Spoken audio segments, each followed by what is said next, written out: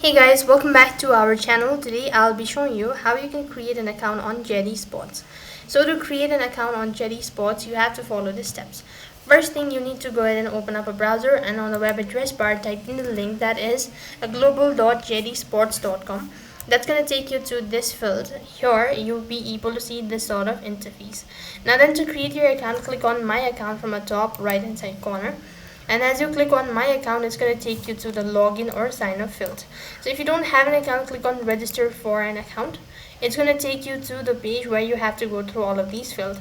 Now quickly enter in your details, your billing address, and click on the register button. So here, as you can see, that when I'm done entering my information, that the account has been successfully created. So click the OK button, and it's going to navigate you to your account info page. So this is how it's going to look like, and with this you've successfully created your JD Sports account. So that is all for this video. I hope the video was helpful. Make sure to like, share and subscribe to our channel. Thank you for watching. See you in the next video.